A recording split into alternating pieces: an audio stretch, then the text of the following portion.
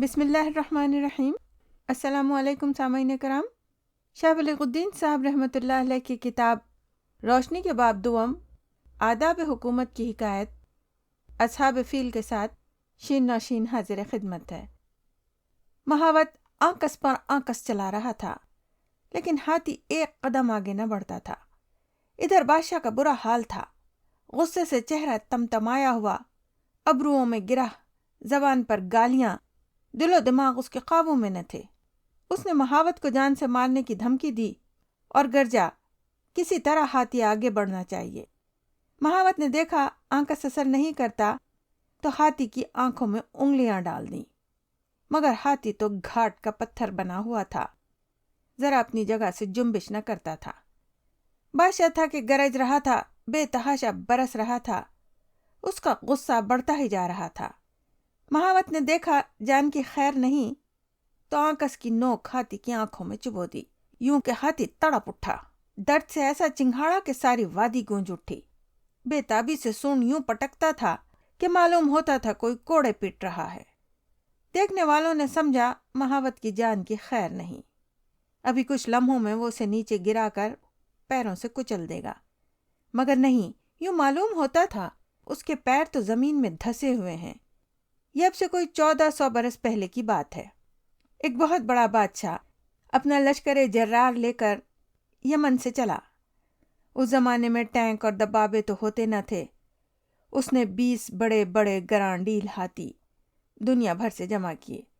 بعض نے لکھا ہے کہ 50 پہاڑ جیسے ہاتھی جمع کیے اور اپنی فوج کے ساتھ لے چلا۔ فوج بھی اس کی دیکھنے کی تھی، تیر کمان تلوار و تبر سے لیس، ہر ایک کے پاس زرہ، ہر ایک کے پاس ڈھال، ایک ایک جوان پیل تن، صحت مند، ہمت میں شجاعت میں ایسا کہ رستم و سہراب سے 4 قدم آگے پاؤں مارتا تھا۔ دنیا سمجھتی تھی کہ ان جوانوں کے لیے تو بھوکے شیر بھی کچھ مال نہیں، جو ان کی راہ میں آئے گا موت کے گھاٹ اتر جائے گا۔ یہی بات ان کا بادشاہ بھی کہتا تھا۔ ابرہہ اشرم اس کا نام تھا۔ یمن میں ایک جگہ ہے سنا، وہ وہاں سے نکلا تھا اور راستے میں جو ملتا اسے کچلتا، جنگل و بیاباں، صحرا و دریا رونتا ہوا وادی محصر پہنچا۔ منا کی گھاٹی میں وہ جگہ جہاں سے حاجی تیزی سے گزر جاتے ہیں، جبل عرفہ کے پاس ہی یہ وادی ہے۔ وادی محصر پہنچ کر اس نے پڑاؤ ڈال دیا۔ کعبۃ اللہ آنکھوں کے سامنے ہی تھا، چند میلوں کی تو بات تھی۔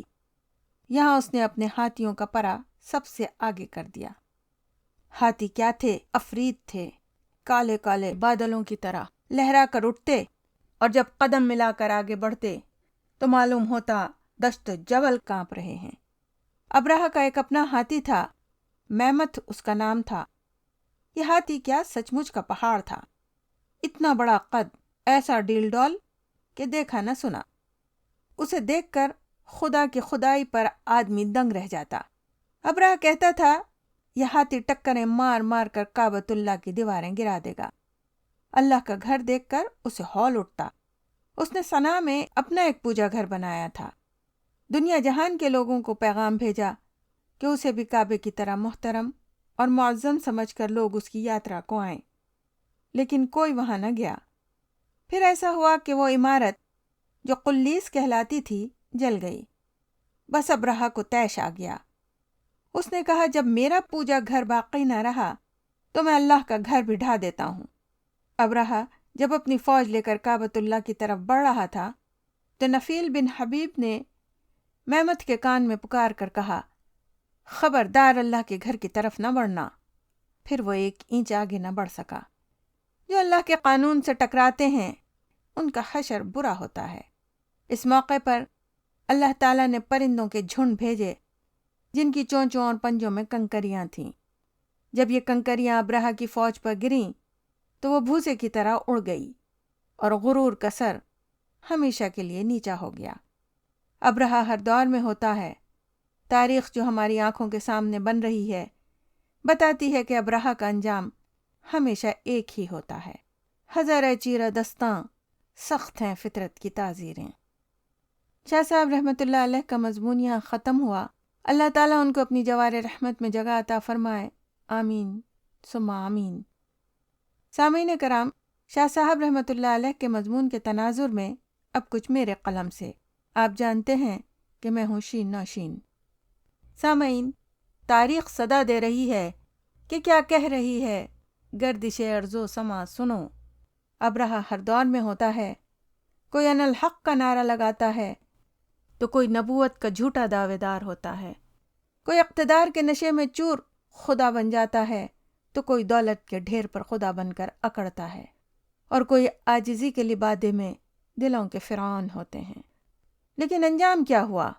زندگی بھی اپنی نہ تھی، بھول گئے تھے کہ عمر بھی مانگ کے لائے تھے 4 دن۔ نہ عمر کے بھاگتے گھوڑے پر کوئی قابو تھا، نہ جوانی کی شہزوری ہمیشہ کے لیے تھی، نہ اپنی خوشی سے آئے تھے، نہ اپنی خوشی سے دنیا سے گئے۔ سامعین، چشم فلک بھی حیرت سے دیکھتا ہے کہ کس چیز پر اکڑتا ہے یہ ابن آدم۔ تاریخ کے سینے میں دفن فرعون و شداد، قارون، نمرود و ابرہہ کے عبرتناک انجام سے کیوں سبق نہیں لیتا یہ ابن آدم؟ کیوں بھول جاتا ہے یہ ابن آدم کہ جن سروں کو تاجوری کا غرور تھا وہ سر کہلانے کے قابل بھی نہ رہے؟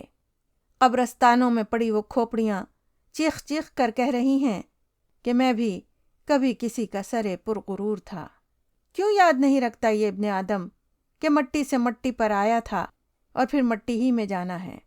کسی چیز پر قادر نہیں یہ مٹی کا پتلا، مگر ہمت تو دیکھیے کہ قادر مطلق سے ٹکر لیتا ہے، نیز تو نابود ہو جاتا ہے، مگر پھر ہر دور میں ہر زمانے میں سر اٹھاتا ہے۔ اس کا غرور، اس کا تکبر اس کو چین نہیں لینے دیتا۔ سامعین، سورہ حامیم سجدہ کی 15ویں آیت میں ارشاد باری تعالیٰ ہے کہ پس جو عاد کے لوگ تھے وہ ملک میں ناحق غرور کرنے لگے اور کہنے لگے کہ ہم سے زیادہ زور آور کون ہے؟ کیا انہوں نے نہیں دیکھا کہ خدا جس نے ان کو بنایا وہ قوت میں ان سے کہیں زیادہ ہے؟ ان کا غرور موجب ہلاکت ہوا۔ سامعین، اللہ تعالیٰ نے غرور و تکبر کو ناپسند فرمایا ہے کیونکہ اس سے معاشرے میں ظلم اور ابتری پیدا ہوتی ہے۔ معزز سامعین، تاریخ کو بنتے تو آج ہم اور آپ بھی دیکھ رہے ہیں۔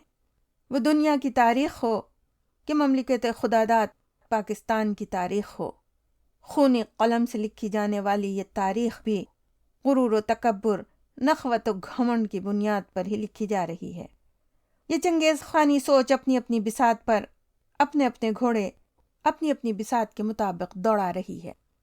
کسی کو سپر پاور ہونے کا غرور فرعون بنا دیتا ہے، کسی کو سپر پاور بننے کی خواہش چین لینے نہیں دیتی، اور کوئی اپنے ہی ملک کو اپنے ہی غرور و تکبر میں برباد کر دیتا ہے۔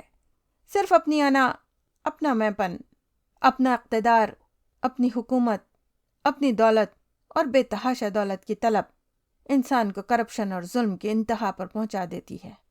سامعین، فرعون ہر دور میں ہے اور ہر دور میں رہے گا، کیونکہ ہر دور میں شیطان بھی ہے، اور خیر و شر کا یہ معرکہ ازل سے ہے اور ابد تک رہے گا۔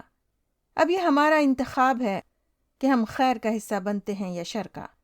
یاد رکھیے، خیر کا انجام ہمیشہ اچھا اور شر کا انجام ہمیشہ برا ہوتا ہے۔